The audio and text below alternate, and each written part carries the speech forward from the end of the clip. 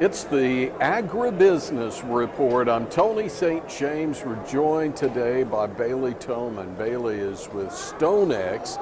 She's in Kansas City, except today you're in Lubbock for the Texas Cotton Ginners annual convention and trade show at the Lubbock Civic Center. Not your first time to Lubbock though, is it? No, it's not. Glad to be back though. Okay, so a little bit about Bailey. It's interesting, you focus on cotton, but you didn't grow up on a cotton farm, did you? No, I didn't. I did not. I grew up in Colorado, more with a livestock and agricultural background there, but kind of delved into the world of cotton in the last 7 years or so. Now, left Colorado, but you ended up in Kansas City via K-State, is that right? That's Tell us right. about that. Yes, so I studied agriculture at K-State, and I loved it so much that I just decided to stay out there. So. Okay, let's dig in now and talk about cotton a little more. USDA out with their prospective plantings report. The numbers there kind of caught the trade off guard. So let's talk about prospective plantings first off, and kind of what's the expectation as far as you're seeing for what we could see in the ground this year? Sure, absolutely. So the prospective plantings report came in quite a bit lower than what the market was expecting, about 10.6 million acres. Market was expecting closer to 11 million at the minimum and potentially higher.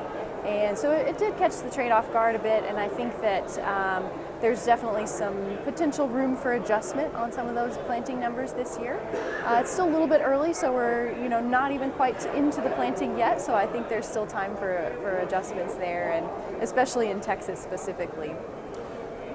Part of what we deal with is weather-related issues. I mean, we've dealt with drought. Last year we lost acres in the Texas Panhandle, upper Texas Panhandle, due to rainfall, too much rainfall, and didn't get anything planted. How important will that be for maybe our final numbers? Oh, absolutely. Well, we're watching very closely on the weather situation this season, and of course the early spring is very important. Both we need the moisture, but then also we got to get out in the field and be able to actually get that cotton planted. And after 2 tough years in this area, we're definitely hoping for a better season this year. And so far it looks like we're shaping up to be in pretty good shape for the growing season, at least for the planting initially. And we might expect to see a little bit more cotton than what was reported on our prospective plantings report. So things should be hopefully looking better this season. One of the challenges, though, I think, and we know this already, but sometimes we just don't say it out loud, is the cost of production. Obviously, we've just seen it get more and more expensive. We're at a point now where mid-80s isn't going to cut it for covering the expense. So if we're looking at negative break-evens here, can we use the markets? Is there a way to do this that even with lower prices, we can still make it? There's definitely the potential for that, and that's what we try to do at StoneX, and what we try to specialize in for cotton specifically is using the futures market, using the tools that we have available from that to be able to protect against prices falling, but also take advantage of any rally that we might get later in the year. And as you said, right now prices in the low 80s are okay, but not quite as good as we'd like to see them. But nevertheless, we should try to take advantage of every opportunity the market gives us. And that's what we try to do. That's what my job is to help people do that, to watch the market, to be able to use the tools of trading that we have to both to just protect against the downside and capitalize on any potential rally that we might have, which we never quite know what the market's going to do. We have a view and we have opportunities, so we try to bring those together and provide a good outcome for people. Let's talk for just a moment about some of the competitors in cotton. And at this point, we can go a lot of different directions here. We can talk about Polyester is as a competitor to cotton, but staying right now with others who are growing cotton, other countries, do we need to be watching Brazil, Argentina, Australia? I guess I'm identifying countries in the southern hemisphere and some countries in the northern hemisphere like China. Absolutely. I think more than ever, the U.S. cotton business needs to be competitive. Right now we see a massive cotton crop coming in from Brazil, really solid crop coming in from Australia. China is looking very good this season so far.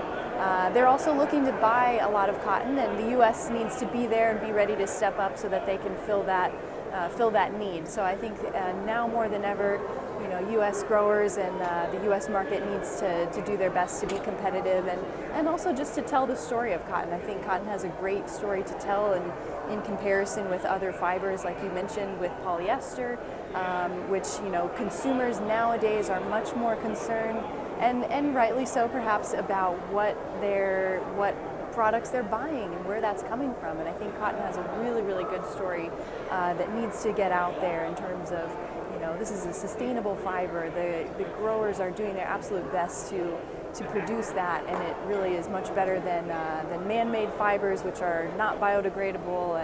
And so in that regard, there's definitely good potential for cotton to make up some lost ground and to really just move forward in the future. Okay. I'm going to throw you a curveball here, but it's taking it back to StoneX. And I know we've really focused on cotton here, but I want you to look at everything that's going on at StoneX right now. Maybe it's a new product, maybe it's an old product, but when you look at what's happening at StoneX, is there something that's really kind of exciting you, something that you go, wow, this is a game changer? Is there something out there that you're really interested in? Yeah, great question. I do think that StoneX is a very dynamic company. We have experts across all the different commodities, all the different segments of the market, and I think there's really a great, we have a great culture in our company of collaboration with one another, but also for different products. So, when it comes to the agricultural markets and cotton specifically, we see opportunities to help people access the fertilizer markets, carbon credit trading. We see also energy markets. Everyone has energy consumption in one form or another, whether you're a grower, cotton ginner.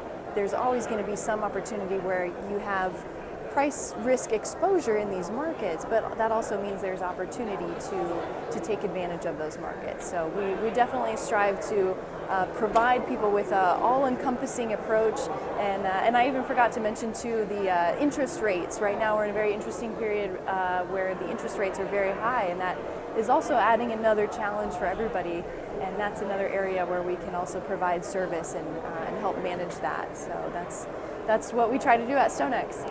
Okay, we want to keep up with StoneX. How do we do it? Can we do it online? You can do it online. You can give us a call. We have WhatsApp, phone call, email, any of the above. We're happy to stay in touch. So we have all sorts of ways to get in touch with us. Okay, it's Bailey Thomen who's with StoneX. We're at the Texas Cotton Ginners Annual Convention and Expo. It's at the Lubbock Civic Center. I'm Tony St. James. It's the Agribusiness Report.